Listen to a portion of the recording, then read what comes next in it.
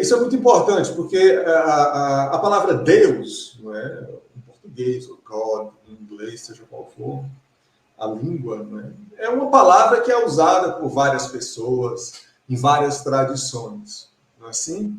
No entanto, é uma coisa que, em geral, é negligenciada, assim, pelo menos do ponto de vista popular, e mesmo do ponto de vista das tradições religiosas, é que, apesar da palavra ser a mesma, o conceito que está por trás dessa palavra, dentro das várias tradições religiosas, é diferente.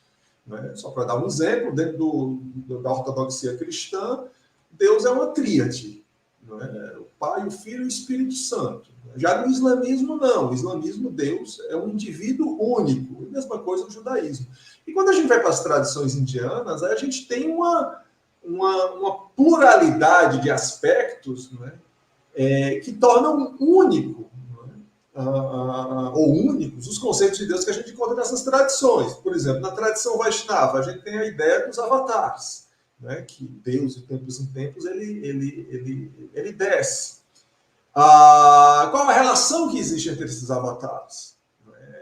São a mesmíssima pessoa, ou aí você tem, se a gente diz que não, e muitas vezes, do ponto de vista da prática religiosa, muitas pessoas se comportam como se fossem entidades diferentes, né? Aí eu sou um devoto de Krishna, eu sou um devoto de Rama, e assim por diante. Então, do ponto de vista da prática, em muitos casos a gente encontra aí um politeísmo psicológico, no mínimo, né?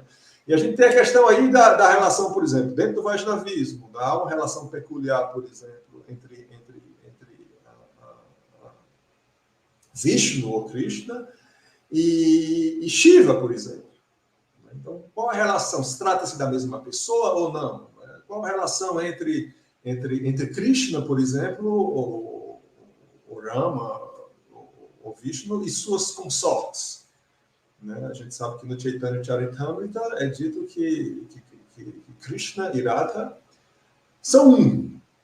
Então aí não se trata de duas entidades, mas uma entidade. Então, eu só estou mencionando isso para mostrar que, do ponto de vista popular, digamos assim, e mesmo escritural, vários aspectos não são detalhados, ou vários is estão lá boiando sem os seus respectivos pingos. Né?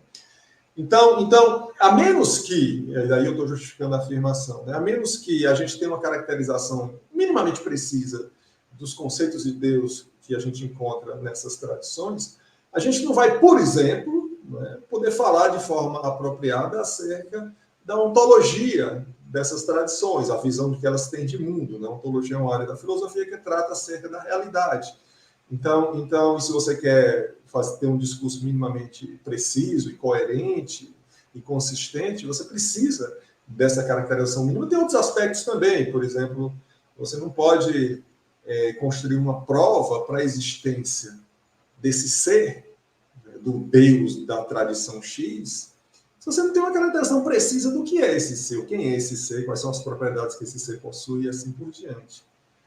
Então, esse é o primeiro ponto. Aí o segundo ponto, se nós conseguimos ou não, né? Então, esse volume, como eu falei, ele é misto, no sentido que existem abordagens filosóficas e abordagens mais descritivas, mais históricas. Então, como o próprio subtítulo do texto diz, né, o subtítulo Perspectivas Filosóficas, né, esse livro trata-se de um pontapé inicial.